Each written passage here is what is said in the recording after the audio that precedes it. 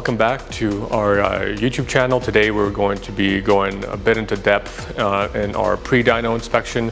As I mentioned in one of our previous videos, our pre-dyno inspection is mandatory for every single car that gets dyno tuned here.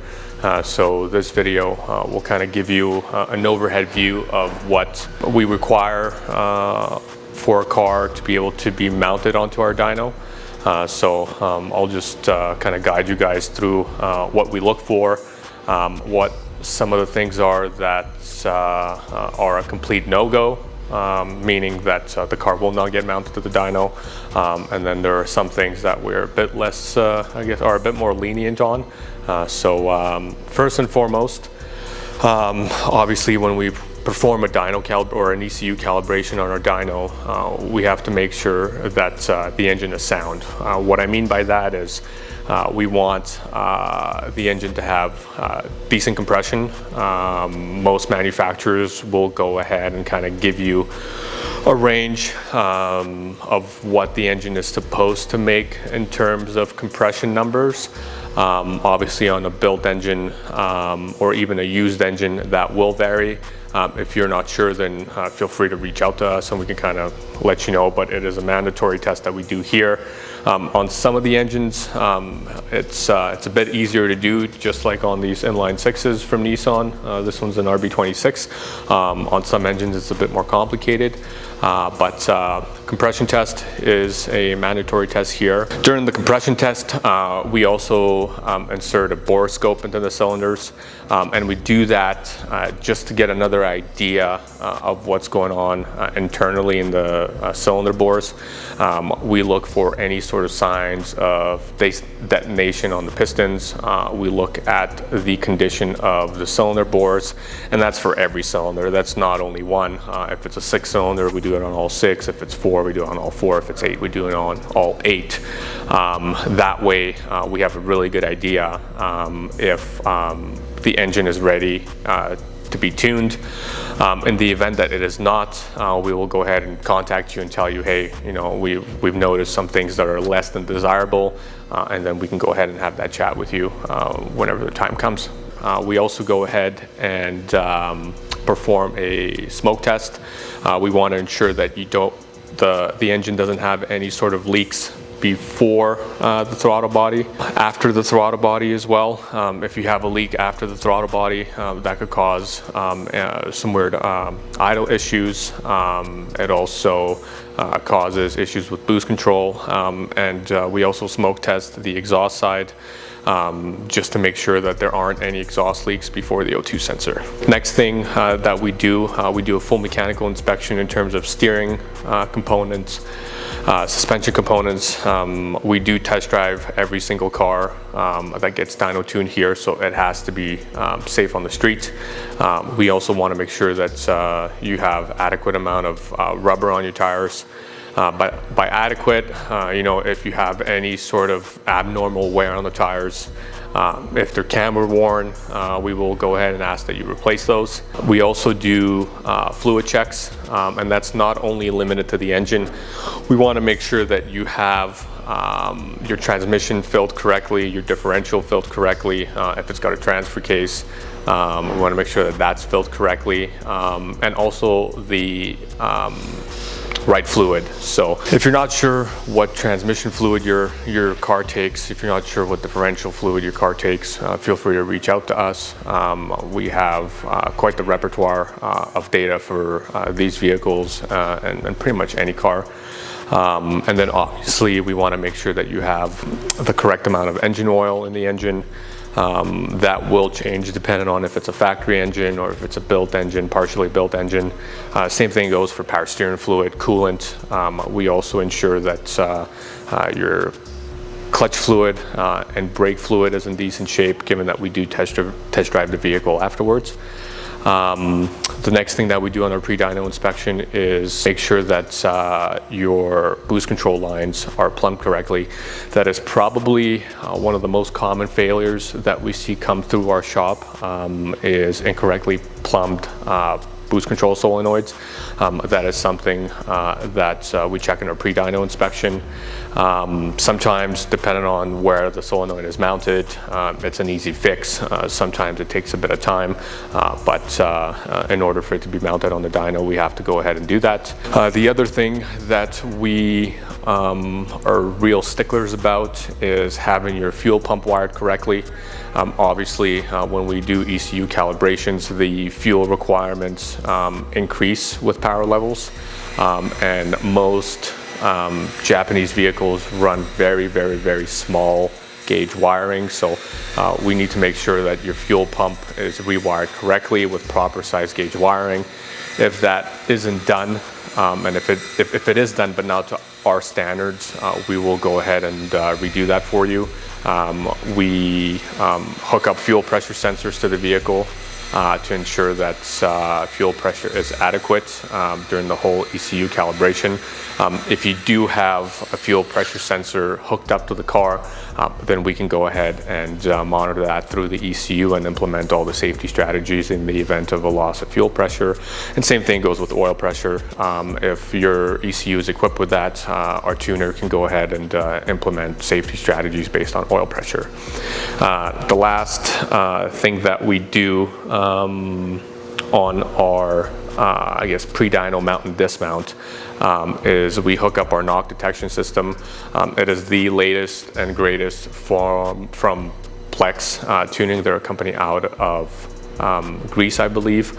Every car that gets mounted to our dyno gets a standalone knock control system installed, so we can go ahead and listen for any potential detonation or knock. It's primarily required for guys that want to extract the most amount of power out of pump gas fuel. Obviously, if you're on a race fuel or ethanol, it really doesn't kind of play a whole lot into the grand scheme of things of trying to make power. But for pump gas cars, we do go ahead and install those. Obviously, we want to make sure that all your lights are functioning as well.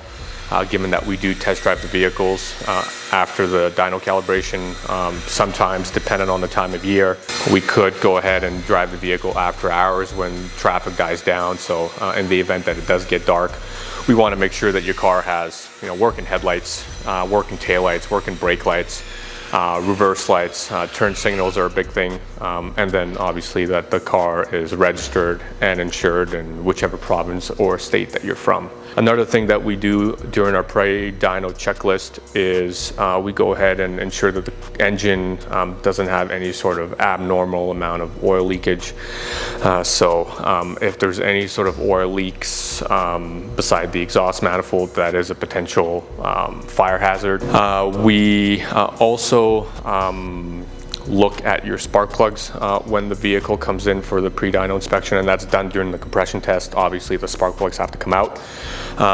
We look at what heat range the plugs are. We look at what they're gapped to.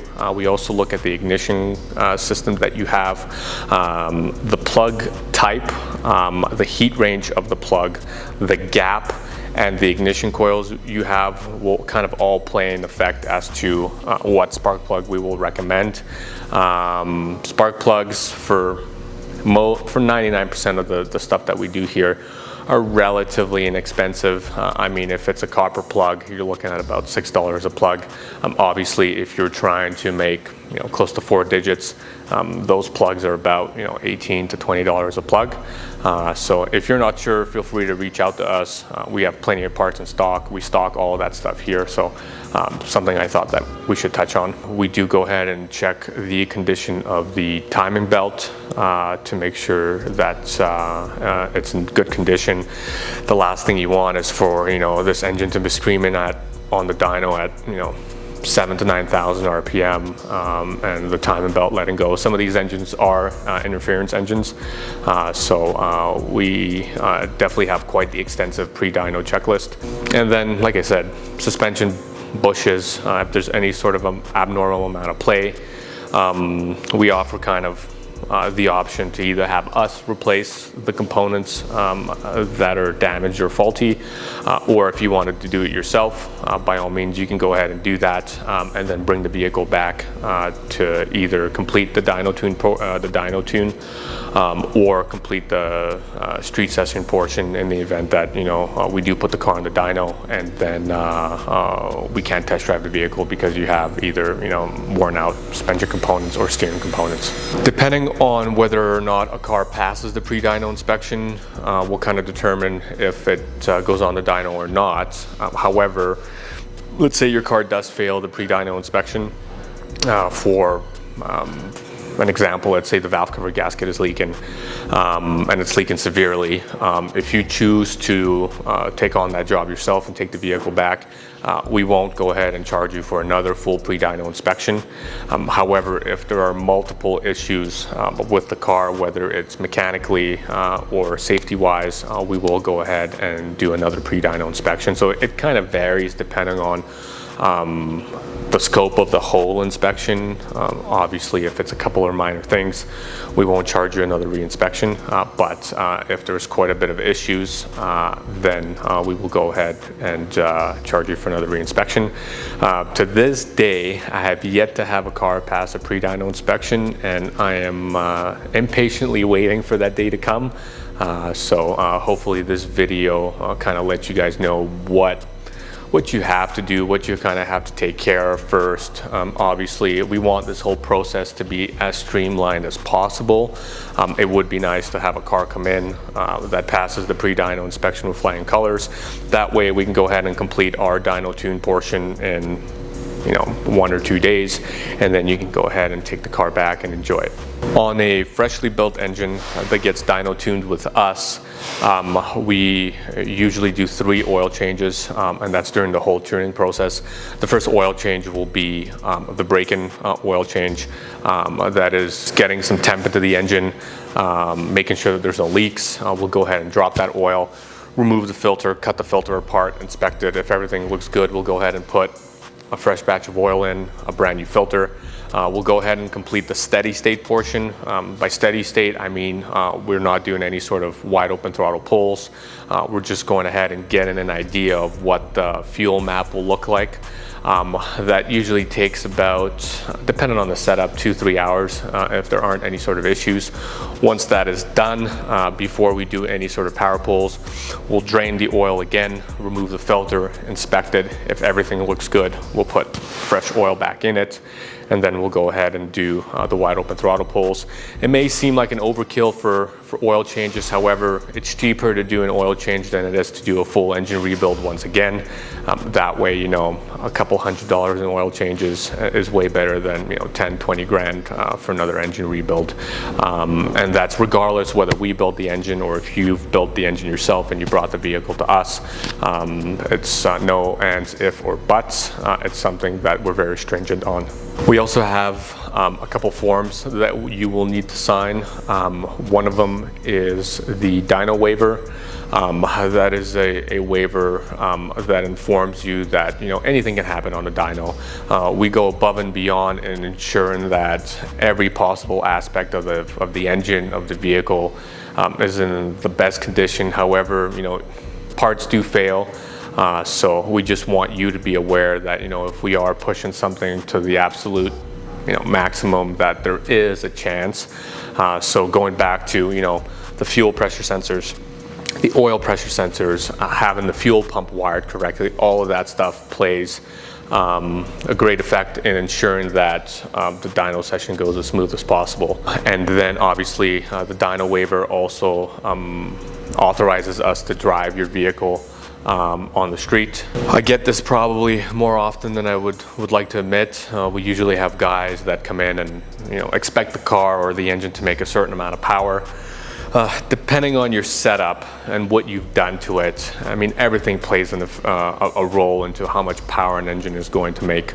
The size of your intercooler, the size of your injectors, the size of your turbo, the size of the compressor of the turbo, the turbine housing size, whether that's the diameter of the turbine wheel, the size in AR of the turbine housing, the exhaust, if you have mufflers, cats if the wastegate is recirculated or not, albeit that has a very small effect, but all that stuff plays a huge part of how much power the engine is going to make. Now we can kind of roughly give you a broad general idea of what it's going to make. On more common fuel like pump gas, we won't be able to extract the most amount of power because at one point or another, whether we start increasing boost or we start increasing ignition timing, we will run into the chance of detonation or knock. For power goals, you have to set yourself a realistic goal, and feel free to give us a call and let us know, hey, this is done to my car, this is done. We actually have another form that we get you to sign and fill out. It's our Pre-Dyno questionnaire form. It's very detailed and it lets us know what's done to your car. It lets us know if your engine is built. It also informs us what kind of modifications you've done to the car. That kind of gives the tuner a general idea of what the engine is going to make. Obviously, we've been doing this for quite some time on RBs and JZs and SRs. So if you're not sure or if you have relatively high expectations in terms of what you're hoping the engine to make, it's best to give us a call and let us know. Fill out that form and we can go ahead and tell you, yes, it should make that or about there, or maybe tell you, hey, you need to change this or that, or maybe a combination of things to be able to get to that power level. Going back to how much power the car is going to make or the engine is going to produce, you also have to remember that the engine is only part of the equation. We also ensure that your tranny is going to be able to hold up to the power that the engine is going to produce. We want to ensure that you have a decent enough clutch. The last thing you want is to do all of that work and have the clutch slip on the dyno. If it's a brand new clutch, let's say you've recently rebuilt the engine, did all of this to the car, and you bring it us for an ECU calibration and a dyno tune, our tuner will go ahead and break in the clutch during the steady state process. And like I said, that takes about 2-3 hours, and depending on what gear we're in, we can put anywhere between 150 to 250 kilometers, quote unquote. So ensure that you have an upgraded clutch if the engine is going to make a lot of power. If you're planning on drifting the car, we want to make sure that all your driveline components, so the drive shaft, most guys will go ahead and upgrade to a single piece drive shaft, but if you're one of those guys that is trying to do it on a budget or be budget friendly, we want to make sure that all of your U-joints are in good shape. If it has a steady support bearing, we want to make sure that that's in good shape, and then obviously the differential has to be set up properly for the whole tuning process to go completely smoothly. And then the axles, we see it more often than not. You have tears in CV axles. All of that stuff has to be taken care of before we can go ahead and mount the car to the dyno. During the form that you will be filling out before the dyno session, there is a checkbox there to let us know whether or not you have a standalone ECU. Obviously, that's one of the most important components to be able to go ahead and dyno tune an engine. Some factory ECUs are tunable, however, we primarily specialize in full standalone ECUs. In the event that the ECU is locked, let's say you've taken the car somewhere else, it got tuned somewhere else, or you purchased the car from someone and you want to get it retuned, there is nothing that I can do as the tuner to be able to unlock it. We'll have to go ahead and start from scratch, and I usually do. Typically, I tend to find some minor issues here and there with the ECU calibration from a previous tuner. Not saying that this other tuner did a poor job, but I do my tuning a certain way. And if I go ahead and wipe the map completely and start from scratch, I know exactly what every table is doing. I can go ahead and define all the sensors. There's no guessing, there's no assuming that that was done. So just make sure that if you are bringing your vehicle to us, that you do have a tunable ECU, whether, like I said, it's a full standalone or there are some ECUs that are or some factory ECUs that are tunable, such as GM ECUs, ECUs or Ford ECUs. Another question we get asked quite often is if we lock our ECU calibrations. No, we do not, unless you request it for whatever reason. So all of our ECUs are unlocked. If you feel the need to go ahead and plug in your own laptop to have a look, let's say you're interested to see a bunch of squiggly lines during the log, by all means feel free to do that. We do keep the most up-to-date file, so in the event that, let's say, you accidentally delete the map or you make changes for whatever reason, which we do not recommend, but let's say you do make some changes, we can go ahead and upload the most up-to-date file that we have. If you decide to make any sort of changes to the ECU calibration for whatever reason, any sort of warranty will be void. So make sure you check with us before doing any of that stuff. On the dyno today, we have Shane's R33 GTR. This has a freshly built RB26. It's got, obviously, as you can see, quite the modifications list. It's still running the factory R33 transmission, drive shaft, and differential, but everything else has been upgraded. This particular engine calibration will be done in 2 steps. The first one will be a pump gas tune, and then we'll go ahead and finish it off with the ethanol tune. He wanted to be able to, you know, if he has access to ethanol, be able to fill it up to ethanol and obviously make more power, be able to enjoy it. So it's got all the possible sensors that you can think of. Currently on it right now. It's a 6466 precision with, I believe, a 106 AR housing. So it favors peak power over responsiveness. It used to make about, I believe, 400 and something in the previous iteration of the build, but now we've converted it to drive-by-wire. So we've eliminated the individual throttle bodies. It has a proper standalone, or should I say a modern standalone ECU in it now. We've upgraded the trigger system to Platinum Racing Products Pro Trigger Kit. As you guys know, the RBs from factory have a cam angle sensor. So the ECU does its best job of understanding where the crankshaft or where the crankshaft is on its engine cycle. Now there's no guessing.